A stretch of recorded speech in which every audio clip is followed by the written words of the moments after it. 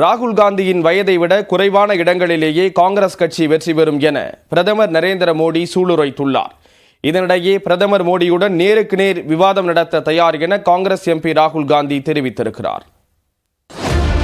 ஜார்க்கண்ட் மாநிலம் சத்ராவில் நடந்த பரப்புரை கூட்டத்தில் பேசிய பிரதமர் மோடி 10% இடங்களில் கூட காங்கிரஸ் கட்சி வெற்றி பெறாது எனவும் எந்த முறையும் காங்கிரஸ் கட்சிக்கு எதிர்க்கட்சி அந்தஸ்து கூட கிடைக்காது எனவும் கூறினார்.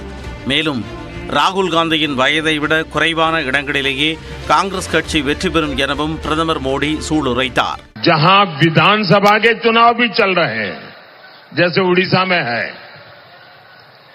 आंध्र में है, अरुणाचल प्रदेश में है, जहां जहां विधानसभा के चुनाव भी साथ में है,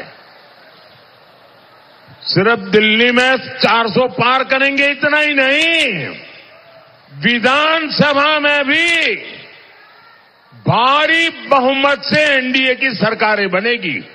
இதையடுத்து ஒடிசா மாநிலத்தில் தேர்தல் பரப்புரையில் பேசிய பிரதமர் மோடி பாகிஸ்தானிடம் அணுகுண்டு உள்ளது என கூறி காங்கிரஸ் கட்சி நாட்டு மக்களை அச்சுறுத்தி வந்ததாக குற்றம் சாட்டினார். இதனிடையே பீகாரில் செய்தியாளர்களிடம் பேசிய காங்கிரஸ் தலைவர் கார்கே பிரதமர் நரேந்திர மோடி மீண்டும் ஆட்சி அமைப்பது கடினம் என தெரிவித்தார்.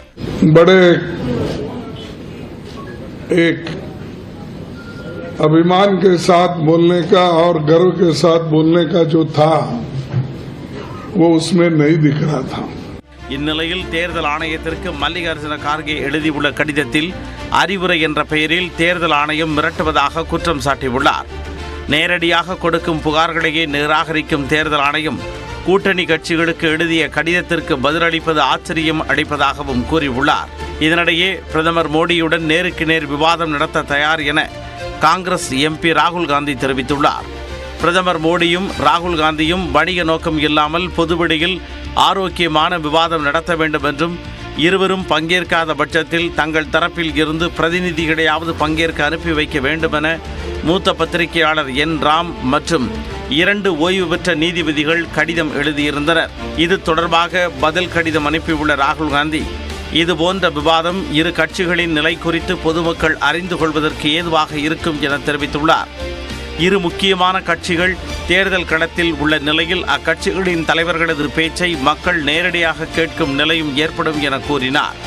பிரதமருடனான விவாதத்தில் தாமோ அல்லது காங்கிரஸ் கட்சியின் தலைவர் மல்லிகார்ஜுன கார்கேவோ பங்கேற்பர் என கூறியுள்ள ராகுல் காந்தி பிரதமரிடம் நேரம் கேட்டு தெரிவிக்குமாறும் தனது கடிதத்தில் குறிப்பிட்டுள்ளார்.